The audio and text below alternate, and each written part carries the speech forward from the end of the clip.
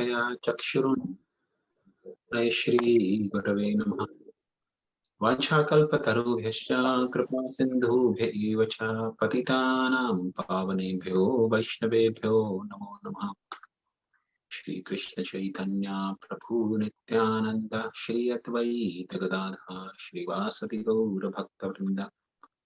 Hare Krishna Krishna Krishna Hare Hare, Hare Ram Ram Ram Hare Hare.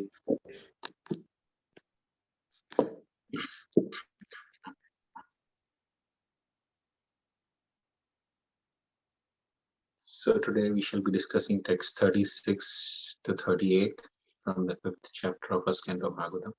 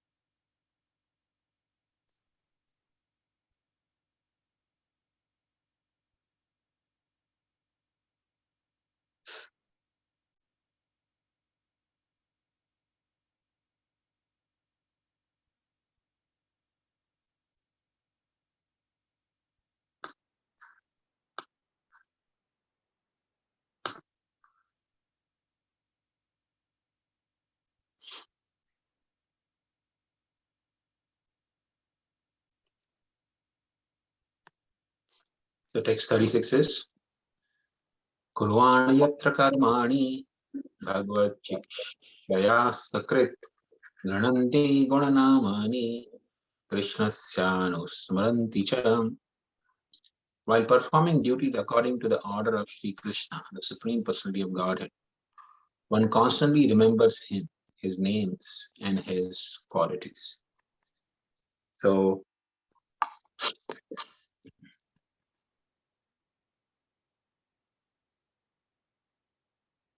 here,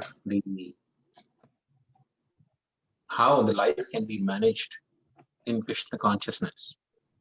A simple hint is being given in this particular verse. An expert devotee can mold his life in such a way that no matter whatever he does, while performing his day-to-day duties, he can constantly remember the Lord, his instructions, his name, his fame, his qualities, his pastimes. The simplest way to do that is actually if we can constantly have, the kirtan going on in our home. Especially with the modern technology, it's very much possible to have our entire home vibrated with the transcendental sound vibration of the holy name of the Lord. So many wonderful festivals take place, in different parts of the world, and devotees do share. Devotees do share the kirtans and whatever glorification of the Lord is being done in those places. They somehow record and share it. So we have so much wealth of Krishna's glorification in the form of kirtan, in the form of Krishna Katha, discussion of Krishna's pastimes. We can just let that transcendental sound vibration go on eternally in our home. And that actually makes the life sublime. So while we are doing our day-to-day duties, and especially in this current situation of pandemic, where we are, more or less, most of the people are actually engaged in their homes.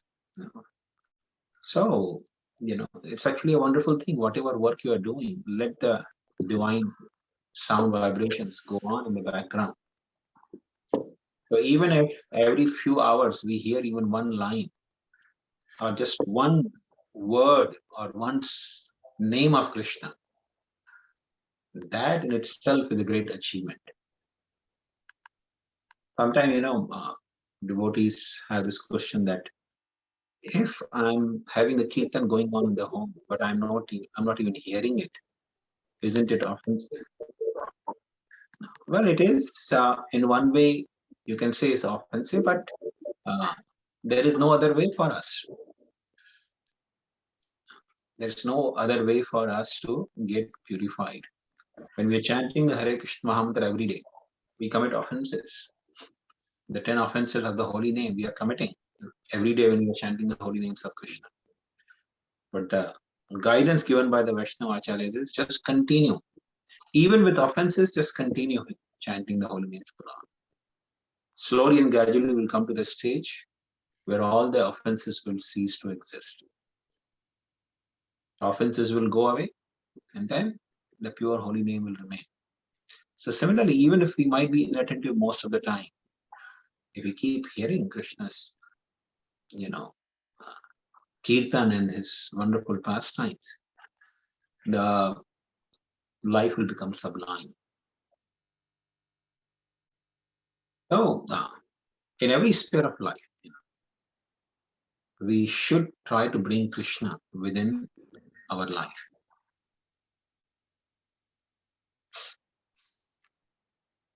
And Krishna is actually situated in every sphere of our life.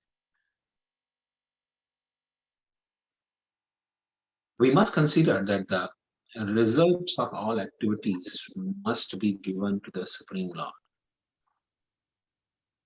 Krishna says in Gita, Bhoktaram Yagyatapasam Sarvaloka Maheshwaram. Krishna says, I am Bhokta, I am the supreme enjoyer. And Maheshwara, I am also the supreme proprietor. So, remembering that instructions, Krishna says, anyone who can remember this, Gyatama Shantam Richati, he alone can attain peace, Shanti in their life. So, a devotee who's trying to become purified, he must remember this constantly.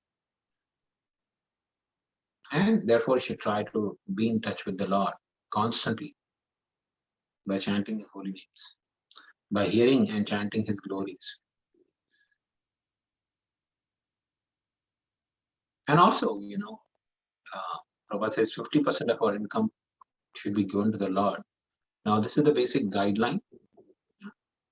Now, if many people may have the questions or doubts, how is it possible also? Our bills and our,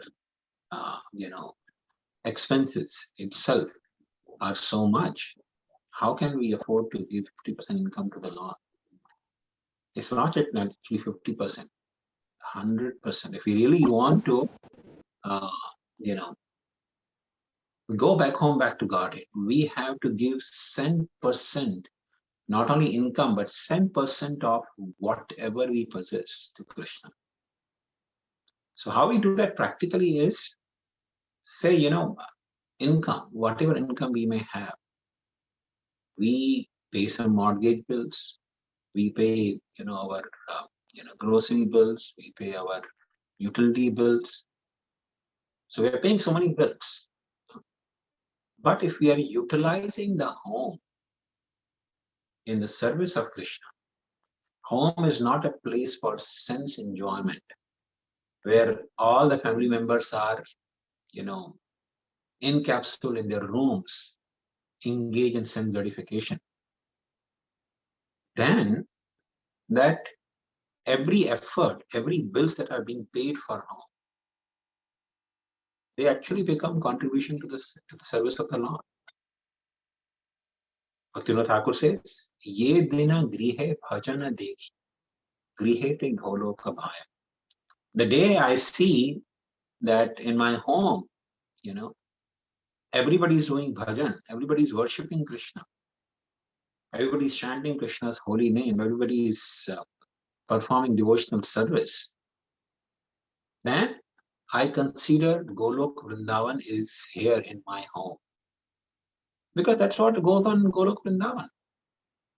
Golok Vrindavan, every home, everyone is engaged 100% in Krishna's service. It's not only Nanda Maharaj's home that Nanda Maharaj and Yashoda and all their servants in their home are engaged in Krishna's service. In every home in Golok Vrindavan. And Golok Vrindavan is infinitely huge. It has practically no boundaries. So Golok Vrindavan is infinitely huge, and there are innumerable devotees, innumerable homes. But all of them, they can reach Krishna's home, Ananda Maharaj's home, quickly. So all those homes, in every single home in Golok Vrindavan, the bhajan goes on. Everyone is simply meditating on and making elaborate arrangements to serve Krishna. In Charan Charitamrita, we get some hint. Saram Bhattacharya is mentioning to Lord Chaitanya that, my dear Lord, you in Vrindavan, in Golok Vrindavan, you are there in the form of Krishna, and you accept the meals not only from your mother Yashoda and Nanda Maharaj, but you also eat the meals in the homes of your uncles. So the Nanda Maharaj brothers and their wives, they also cook, and they cook for Krishna. So Krishna eats every day in their homes as well. And not only that, in every single home in Golok Vrindavan, the different cowherd boys, their mothers, they cook not simply for their sons, they primarily cook for Krishna. They give it to their sons, but their back of their mind is, the consciousness is, Krishna is going to eat this. And my son will take Krishna Prasad. He will eat Krishna's remnants. This is in the not just actually background, but this is the foremost of their mind. Their sons, they are secondary. Every home in Golok Vrindavan actually cooks for Krishna. So in every home, Krishna's bhajan goes on. So if we are having our home where everybody is engaged in Krishna's bhajan, then everything we do to maintain the home is actually, all the expenses, everything, all the money that is being spent is actually being spent in Krishna's service.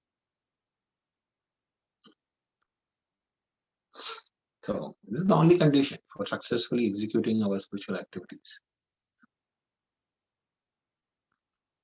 that we must act under the guidance of a spiritual master, a pure devotee of the Lord. We don't have to change any position or anything. Sthane sthita shruti gatan tanuvan manovi, as Lord Brahma says, simply be situated where you are and shruti gatam, keep hearing Krishna's pastimes. Keep hearing Krishna's holy name. That is enough. Text 37. Om Namo Bhagavate Tubhyam Vasudevaya Dhimahi Pradyumna Niruddhaya Namaha Sankarshanaya Cha. Let us all chant the glories of Vasudeva along with his plenary expansion, Pradyumna, Aniruddha, and Sankarsana. So, any transaction in the in the realm of fruitive activities or on the Jnana Marga. So karma or jnana, any activities that are done for karma and jnana, which is not aimed for devotional service to the Lord, is actually considered useless. In fact, Vaishnava Acharyas, Narottam Thakur says, Karma Kanda, Jnana Kanda, Kevala Vishera Bhanda. Visha means poison. So he says, all the activities that are performed with fruitive intentions, or they are performed with philosophical speculation, they all are nothing but the pots filled with poison. Kevala Vishera Bhanda. Bhanda means a vessel. So, any activity that is not dedicated for devotional service to the Lord is actually poison. Poison for the living entity in the sense that it destroys a living entity's spiritual inclinations to perform devotional service.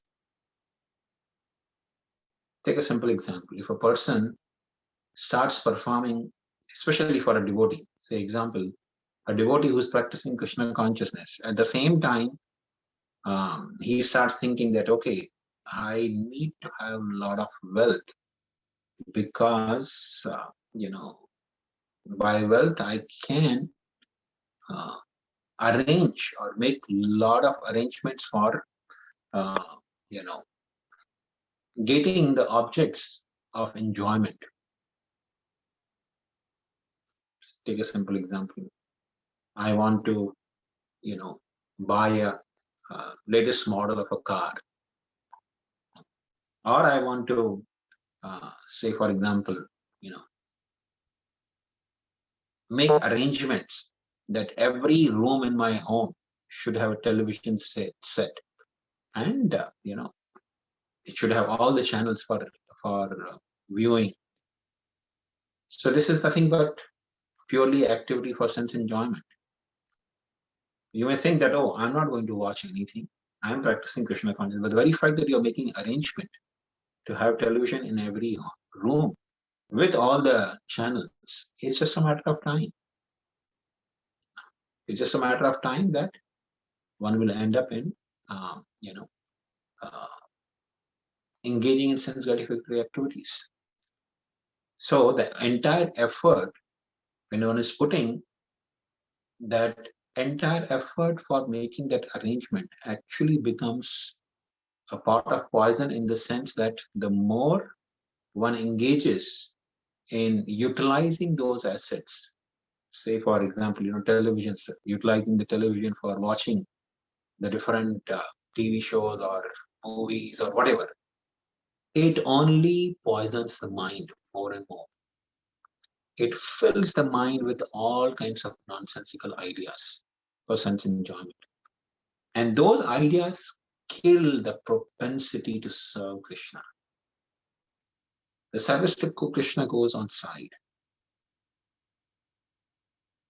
One time a devotee, and he was telling me that when he was traveling, in Europe somewhere, so he called me from Europe in the middle of the night.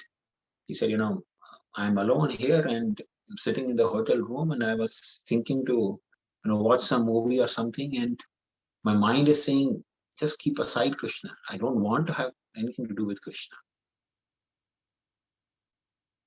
So I told him, why don't you pick up Srimad Bhagavatam and read few pages? Because you're in the middle of the night, if you read Bhagavatam, immediately mind will start telling you, oh, I'm feeling sleepy. So you will go to sleep. So why don't you read Bhagavatam? He said, yes, I tried to open the Bhagavatam on computer, but the mind is, I said, no computer.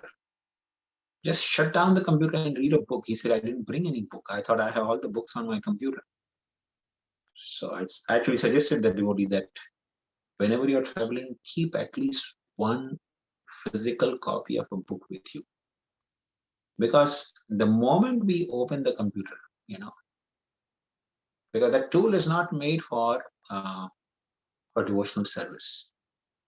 All the facilities that we have on the computer, they are actually created for inspiring us to engage in sense gratification. So, even if we try to perform some devotional service, especially when our mind is agitated for sense enjoyment, then that is a cup of poison. The moment we open it, we will be drifted away. to sense enjoyment. So, and therefore, it said the fruitive activities and empirical philosophical speculations, since they are never geared towards devotional service, they will be considered the cup of poison. But even if somebody is performing fruitive activities, keeping Krishna in the center, then that fruitive activity will bear some positive result, which one can dedicate in Krishna's service.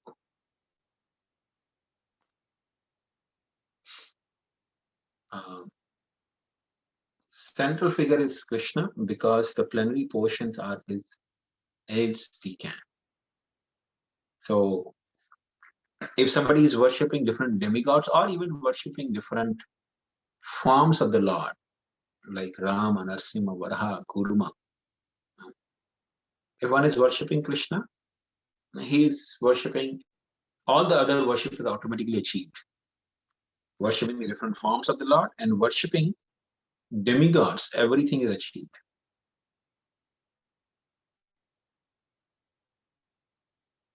The most confidential part of the instruction, in the Vedas is Smrtavyo Sattam Vishnu Vismrtavyo na Jatuchit Sarva Vidhi Nishedasu Etayo Revokinkar. All the instructions that are given in the scriptures, they have only twofold purpose: to always remember Krishna and never forget Krishna. And to remember Krishna, easiest way is to chant Hare Krishna, Krishna's holy name. So chanting Hare Krishna and never forgetting to chant Hare Krishna. This is the twofold purpose of the scriptures. So in this verse especially, there are different names of the Lord are given. Vasudev, Sankashan, Pradyumna, Aniruddha. But they're all plenary portions of the Lord. If we simply chant Hare Krishna, we are chanting all the holy names of the Lord.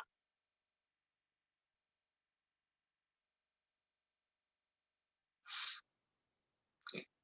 And all these expansions, they are, either part of Vishnu Tattva or Shakti Tattva. We go to text 38. Iti murti abhidhanena mantra murti amurtikam yajte yajna purusham sasamyag darshanah puman. Thus, he is the actual seer who worships in the form of transcendental sound representation, the supreme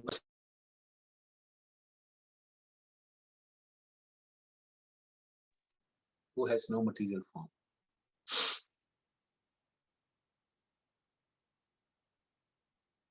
So our present senses, they're all made of the earthly, the material elements: earth, water, fire, air, ether. And therefore, they are imperfect. When it comes to realizing the form of the Lord, one cannot realize the form of the Lord with anything that is material. Because subject matter of Krishna is achintya.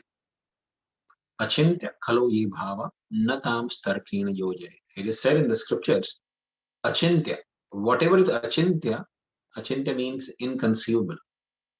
Something that cannot be conceived or perceived or understood with our material senses, mind, or intelligence.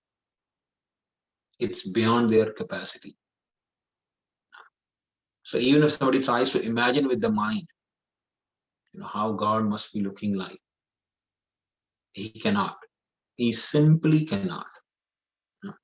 Because that is achintya subject matter. So achintya khalo ye bhava. Anything that is achintya, na tam starkena yojay. One cannot understand them through tarka or imaginations of mind, intelligence.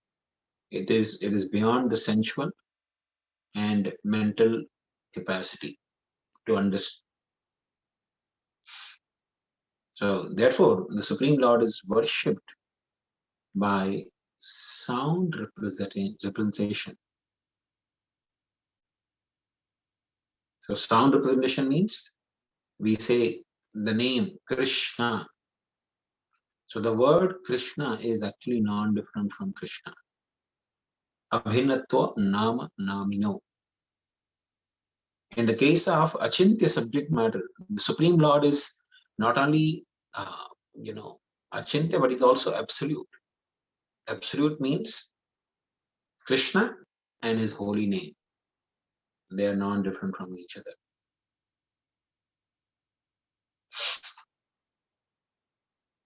And the transcendental form of eternal bliss and knowledge can be experienced by original spiritual senses. So we can understand Krishna, but only through spiritual senses, not with the material senses, not through this material body.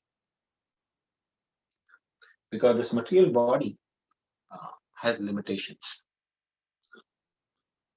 This material body, which is composed of 8 elements, as Krishna explains in Bhagavad Gita. Bhumi apanalo vayu kam mano buddhir evacha ahankara iti yammi bhinna prakriti rashtada. So this body is composed of these 8 elements.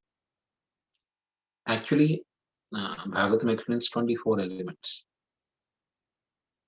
But Krishna explains in Srimad Bhagavatam in the 11th canto to Uddhava. He says, my dear Uddhava, people in different stages in this world, they have different conclusion. Some sages say, oh, this material creation, everything in this world is made up of 24 elements. Some say, no, it is made up of 16 elements. Some say 17. Some say it's only 11. Some say only 8 elements. No. Some say only 3 elements. And some say it's only made up of 1 element. And Krishna says, all of them, they are correct.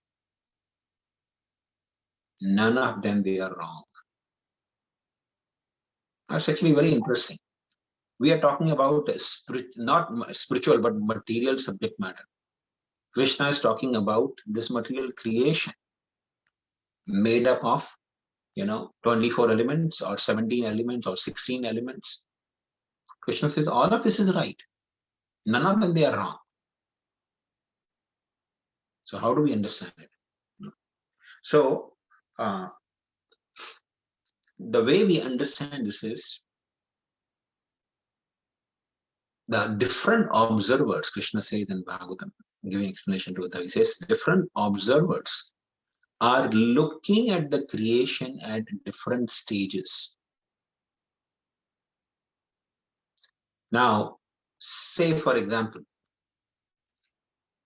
you take the yogurt and start churning it. Okay, so when you're churning the yogurt, while in the beginning when you took the yogurt, it's only yogurt, 1 element. So when you're churning the yogurt, it is transformed into the yogurt, which is in a liquid form. The yogurt, if you take, it's a thick form, but when you start churning it, it becomes liquidy. It becomes blend, liquidy form. So somebody is seeing the yogurt, he says, oh, yogurt is, kind of chunks, which is right. But somebody looks at the yogurt when it's being churned. He says, oh, yogurt is actually liquid, which is also right. Now, when you're churning, the yogurt is separating the butter. So butter is separate and buttermilk is separate. So somebody says yogurt is actually butter and buttermilk. That is also correct. Now somebody takes that butter and starts heating it, boiling it over. So butter looks like chunk. But again, when you start heating it, boiling it, it separates. The ghee separates and the milk solids separate, the liquid milk that separates from the butter. So somebody says, oh, yogurt is actually ghee, which is also right. The only thing is you are looking at the same thing at different stages of creation. Similarly, if I take, say, for, wheat, if I take the wheat, and I should appropriate the example of, train. You're standing in the railway station, okay? in the night time. So somebody who has never seen the train, so when people seeing the light is coming, they say, oh, train is coming. So the person who has never seen the train, he thinks, oh, so train looks like a light. Because from distance, that's all you can see. In the night time, you can only see a light approaching. So person, he's seeing in the beginning, when everybody says train is coming, he says, oh, train means light. But when the train starts coming closer, he sees, oh, train is not only light, but it has different compartments which are coming along with it. And when train actually comes on the platform, one sees, oh, train doesn't mean only light or compartment, but it is actually engine, different compartments, and there are people within those compartments. There's also pantry car in the train. So food is being cooked. There's a kitchen. It's a full-fledged, then he gets a proper understanding of the train. Okay. So similarly, when different yogis or different sages, they look at the creation at different stages. Somebody looking at the creation in the very beginning, before even the Mahavishnu glances over. So there is only one ingredient, pradhan. That's the only ingredient that exists. The pure material ingredient, without any living entities, without any time factor, without any agitation of three modes. It is just one pure element. It's called pradhan. So somebody looks at the creation, oh, creation comes from only one ingredient. That's right. But then Mahavishnu glances over it and he impregnates the living entities along with time factor. So somebody looks at the creation that time, he says, oh, creation has come from three ingredients. There was only pradhan, and added with time and living entities, then the creation comes forward. So then you see three elements only.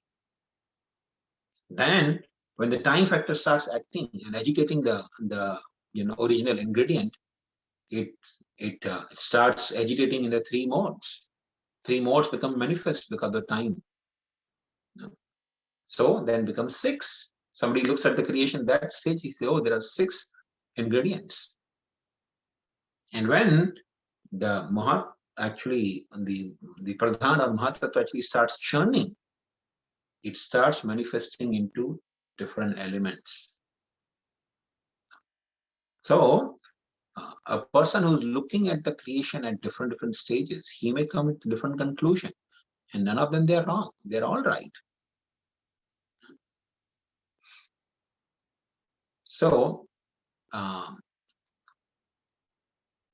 but the transcendental form of the Lord, it is eternally blissful and full of knowledge, can be experienced not with these material ingredients. So when the original ingredients get agitated, it also manifests into the form of five knowledge acquiring senses. The sense of seeing, the sense of hearing, the sense of smell, taste, and touch. These senses are actually very subtle by nature. So eyes are not the sense of seeing. Eyes are the gross manifestation.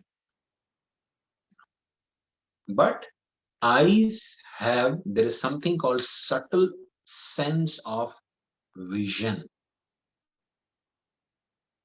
Similarly, ears. We have ears, but ears, the physical ear that you see, is not the sense of hearing. There is something called sense of hearing, which is there around that physical manifestation of the ears. So some people may have ears, but they can't hear anything because the sense of hearing is disconnected. Everything is perfect. All the gross manifestation of the ear is there. All the gross manifestation of eyes are there, but a person can't see anything. Similarly, sometime when your tongue is burned with some hot food or something, then it becomes desensitized. You put any sugar, you put any sour or bitter thing, you don't taste anything. No taste comes.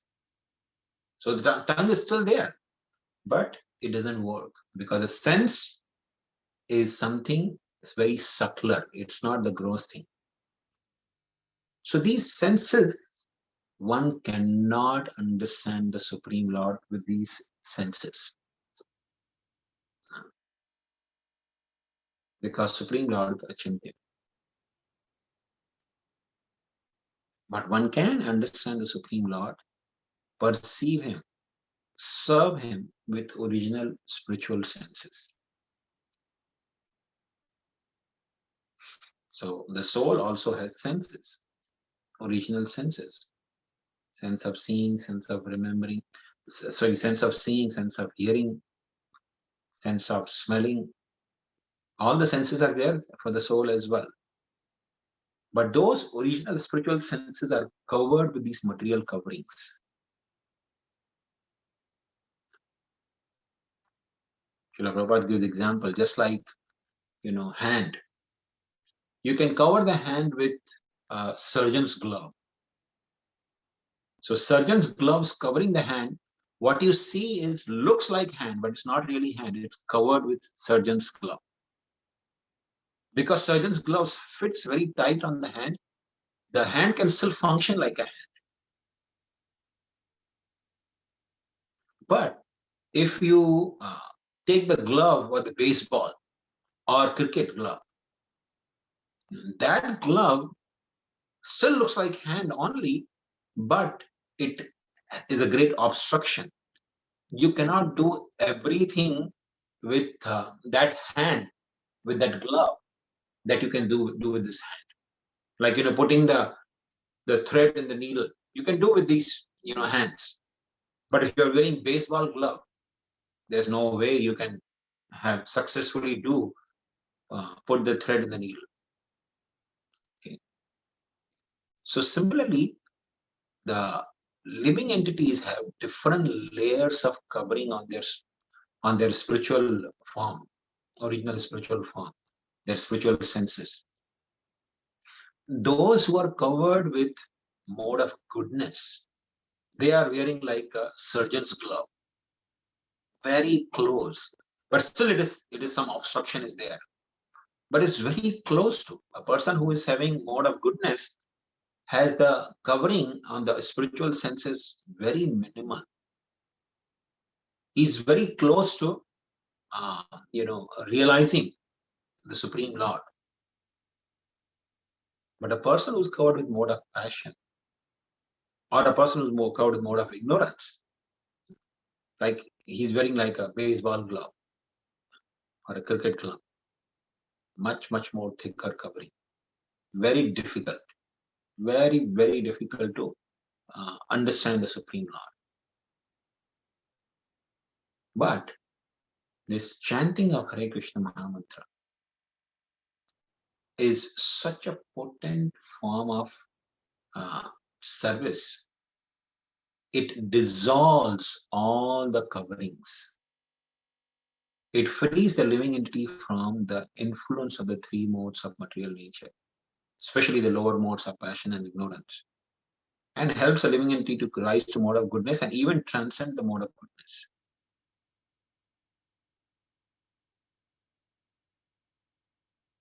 So the more we chant the holy names of the Lord, the more we become purified, the more our covering of the material senses starts getting dissolved. And when we revive our spiritual form, we are gradually getting closer to the Supreme Lord. So I think this is the sum and substance of today's discussion. If anyone has any